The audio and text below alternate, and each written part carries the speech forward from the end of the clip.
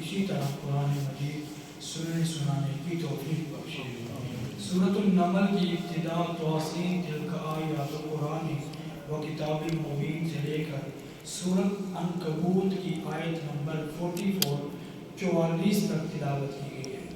اتنی عام واقعات ہیں اور بڑے دلچسپ واقعات ہیں، ایمان افروز واقعات ہیں۔ اس سورت کا نام نمل ہے اور نمل چیونٹی کو کہا جاتا ہے۔ چیونٹی یہ جو چل رہی ہوتی ہے بلیک کلر کی، اس کو چیونٹی کہا جاتا ہے۔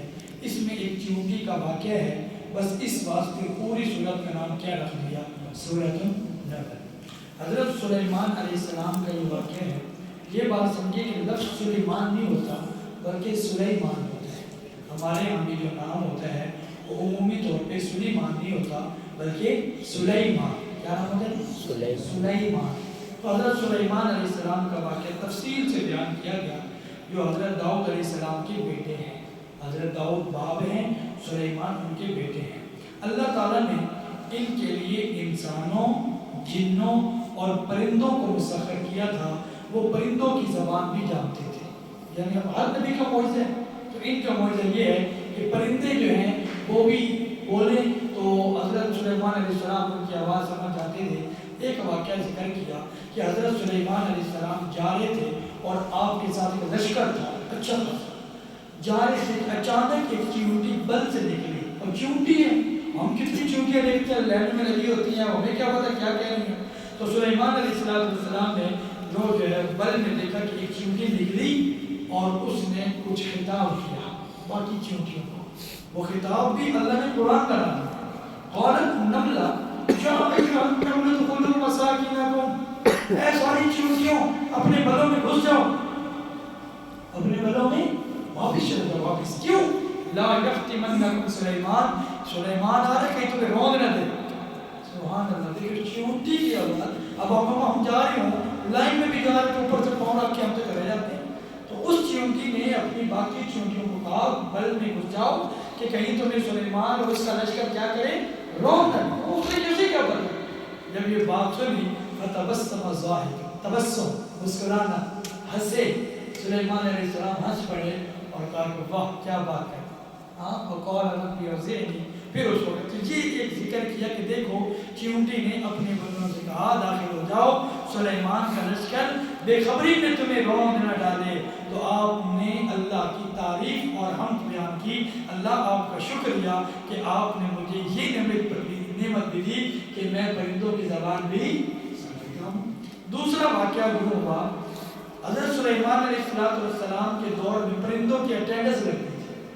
فلاں طوطا کہاں ہے، فلاں کہاں ہے، فلاں جیسے اٹینڈنس لگتی ہے نا، تو اس طریقے سے ان کی کیونکہ زبان ان کو آتی تھی، پرندے بولتے بھی تھے تو سمجھ جاتے تھے کیا کر رہے ہیں، تو ان کی اٹینڈنس لگتی تھی۔ اٹینڈنس کے اندر ایک پرندہ جس کا نام تھا ہدہد۔ کیا نام تھا؟ ہدہد۔ ہماری زبان میں غالباً اس کو کیلی درخان کہتے ہیں، اور جس کی کیلی نکلی ہوتی ہے وہ مار بھی ہوتی ہے زمین پہ اس کو۔ اچھا اب اٹینڈنس لگی، فلاں فلاں فلاں ہدہد غائب ہے۔ ام کان من الغائبین، قرآن کہتا ہے وہ غائب تو تھا ہی۔ سلیمان علیہ السلام نے کہا ہدہد کہاں ہے؟ وتفقد الطیر، پرندوں میں وہ گم تھا، اس کو ہدہد کہا جاتا تھا۔ ما لیا لا ارى الهدهد، مجھے کیا ہو گیا، مجھے ہدہد نظر نہیں آ رہا۔ اٹینڈنس تو لگ رہی ہے کوئی نہیں، وہ تو نظر آئے۔ وہ جناب صاحب آئے تو ان کا اللہ تعالیٰ نے ذکر فرمایا وہ کیا ہوا کہاں تھا۔ اس سے معلوم یہ ہوتا ہے کہ جہاں پہ بھی کلاس ہو وہاں اٹینڈنس لگانا قرآن کی اس آیت سے ثابت ہے۔ وتفقد الطیر فقال ما، اور جو نہ موجود ہو اس کے کیا لگ جانی چاہیے؟ حیراتی، بھائی وہ بے شک بعد میں پورا پیریڈ پڑھتا رہے، اس وقت حیراتی ہے بھائی جناب اٹینڈنس کے وقت تھا نہیں، وہ بات میں کہتے رہے میں آ گیا تھا، میں اینڈ پہ آیا تھا، میں 5 منٹ پڑھے، وہ تو نہیں تھا اٹینڈنس کے وقت۔ تو یہ واقعی ذکر فرمایا وتفقد الطیر فقال ما لی لا ارى الهدهد، ہدہد کہاں، تو تھا کہاں؟ وہ آیا، اس سے پوچھا جناب صاحب کہاں تھے؟ اٹینڈنس میں غیر حاضری تھا۔ اب وہ کہہ رہے ہیں کہ میں بڑی دور ایک قوم سبا ہے، میں وہاں گیا ہوا تھا۔ وہاں ادھر ایک بادشاہ تھی، اس کا نام تھا ملکہ بلقیس۔ کیا نام تھا؟ ملکہ بھی بادشاہ کو کہتے ہیں، ملک آدمی کو کہتے ہیں اور ملکہ عورت کو کہتے ہیں۔ اس کا نام کیا تھا؟ بلقیس۔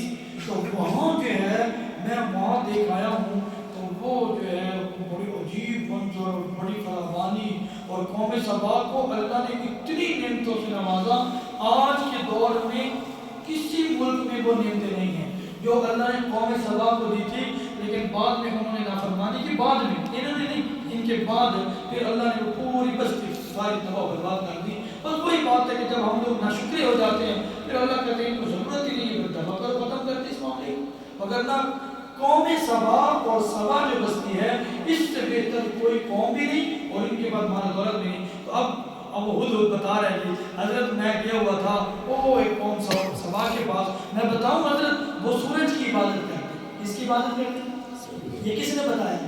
وجود نے کہ میں سورج کی عبادت کرتا ہوں۔ تو آپ علیہ الصلوۃ والسلام نے ایک خط بھیجا اور خط کے اندر کیا لکھا؟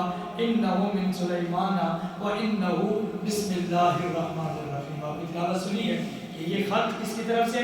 سلیمان کی طرف سے، اور شروع میں کیا لکھا؟ بسم اللہ الرحمن الرحیم۔ پھر آگے اپنا تعارف لکھا کہ میں وقت کا نبی ہوں، لہٰذا میں یہ چاہتا ہوں کہ تم یہاں آؤ ہمارے پاس اور آ کر دیکھو، اور پھر اس کے بعد ہم یہ جو تم خدا کی سورج کی پوجا کرتے ہو یہ کوئی خدا شدہ نہیں ہے، ہم تمہیں بتاتے ہیں خدا کون ہے۔ یہ خط لکھا کہاں؟ ملکہ بلقیس کے پاس، خط لے کے چلے گئے۔ اچھا ملکہ بلقیس کا جو تخت تھا بہت شاندار تھا، بہت شاندار تھا، اس کے تخت کا بھی ذکر ہے قرآن میں، تو تخت شاندار تھا۔ اب ہوا یوں کہ ملکہ بلقیس وہاں سے چل پڑی، وہ آ رہی ہے، اتنے دوران میں حضرت سلیمان علیہ السلام نے کہا او یار اس طرح ہے کہ ملکہ بلقیس کا جو تخت ہے وہ ہمیں چاہیے، اس کے آنے سے پہلے کون لے کے آئے؟ تو ایک جن بیٹھا تھا اس کا نام تھا عفریت، قرآن کی آیت ہم نے پڑھی ہے، قال عفریت من الجن، وہ جن تھا، اس نے کہا حضرت میں لے آتا ہوں۔ حضرت نے کہا کتنے دیر میں لے آؤ گے؟ اس نے کہا انا آتیک بھی قبل ان تقوم من مقامک، ملکہ بلقیس کے آنے سے پہلے جناب تخت آیا پڑا، وہ آئے گی تو وہ اپنا تخت دیکھے گی تو جناب وہ خوش ہو جائے گی۔ حضرت نے فرمایا نہیں یہ تو بہت لیٹ ہے، ہو سکتا ہے وہ 10 دن میں ہے، وہ 8 دن میں لے آئے، کوئی اور بتائے۔ اب یہاں جو لوگ اولیاء اللہ کی کرامات کو نہیں مانتے، جو کہتے ہیں ہم تو نہیں مانتے جناب اولیاء اللہ کی کرامتیں، کچھ نہیں ہوتا، یہ کیسے ہو گیا، اب کیوں نہیں کرامتیں ظاہر ہوتی؟ اب بھی کرامتیں ظاہر ہوتی ہیں، نظر نہیں آتی، کرامتیں اب بھی ظاہر ہوتی ہیں۔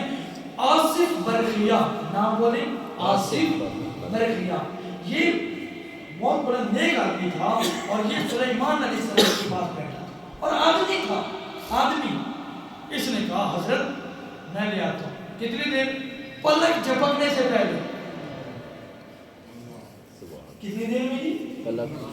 یہ ہم کیا کہہ رہے ہیں؟ جی ہاں، اس نے کہا میں لے آتا ہوں پلک جھپکنے سے پہلے، الیک طرف، آپ کی بھی پلک جھپکنے میں کتنے ٹائم لگتے ہیں؟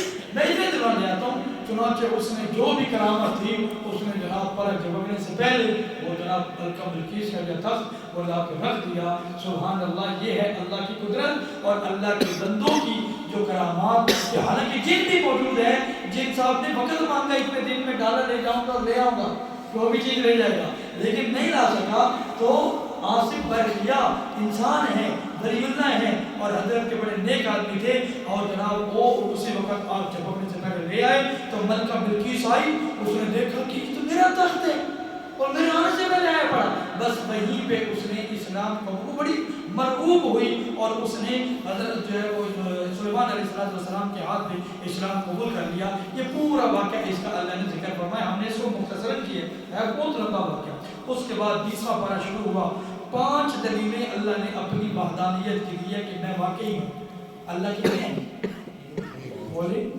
اللہ کی نہیں ایک، اور اللہ اپنے ایک ہونے پہ کتنی دلیلیں دے رہے ہیں؟ نمبر 1 فرمایا اور سوالیہ انداز میں پوچھا بتاؤ بھائی آسمانوں اور زمین کو کس نے بنایا؟ زور سے بولو۔ اچھا، آسمان سے بارش کون برساتا ہے؟ زمین میں نہریں کون چلاتا ہے؟ پہاڑ کس نے بنائے؟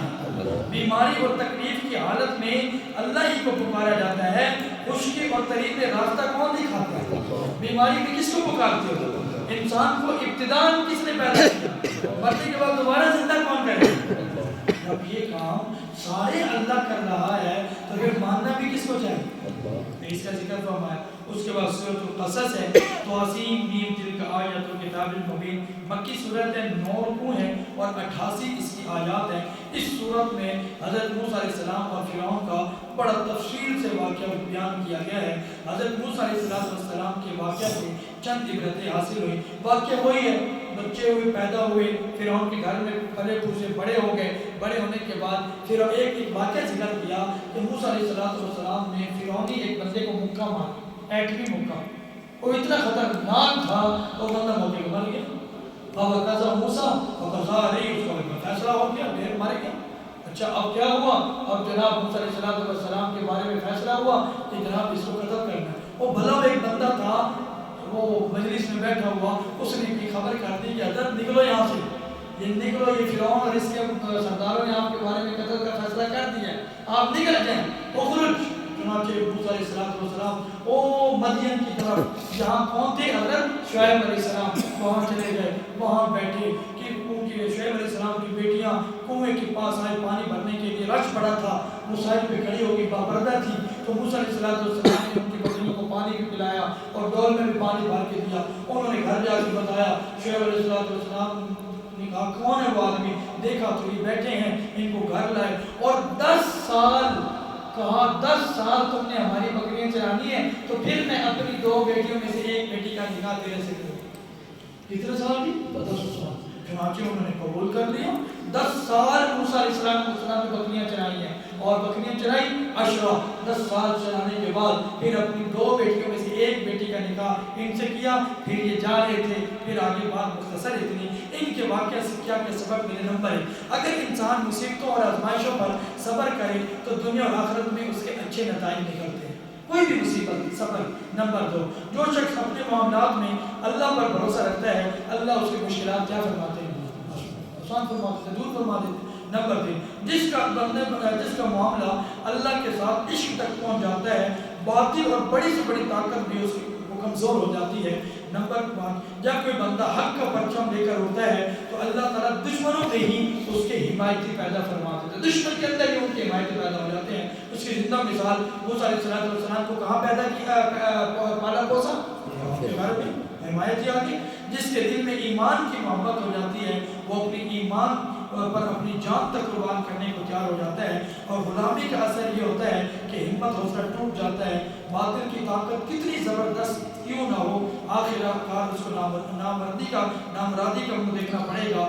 اللہ تعالیٰ کی عادت ہے کہ دنیا میں جس قوم کو ذلیل و حقیر سمجھتا ہے، ایک دن آتا ہے کہ اللہ انہی کو زمین کا وارث بنا دیتے ہیں۔ یہ ہے کہ دنیا میں جس قوم کو، اور اس کے بعد فرمایا کوئی حق قبول کرے یا نہ کرے، حضور دعوت دینے والے کی ذمہ داری ہے کہ وہ دعوت دیتا رہے، وہ مانے نہ مانے، دعوت دیتا رہے۔ لوگوں کے اعمال کی وجہ سے ان پر حکمران مسلط کیے جاتے ہیں۔ ہمارے حکمران اگر برے ہیں تو کن وجہ سے؟ ہماری بدعمالی کی وجہ سے۔ اس کے بعد سورۃ العنکبوت ہے، اس کا ذکر ہوا ہے، مکی سورت ہے، 7 رکوع ہے، 69 آیات ہے۔ عنکبوت مکڑی کو کہتے ہیں، کس کو کہتے ہیں؟ مکڑی اپنا جالا بناتی ہے، بڑی بھی لڑتی ہے۔ آپ بتاؤ وہ مضبوط ہوتے ہیں؟ وہ سردی سے بچا سکتے ہیں؟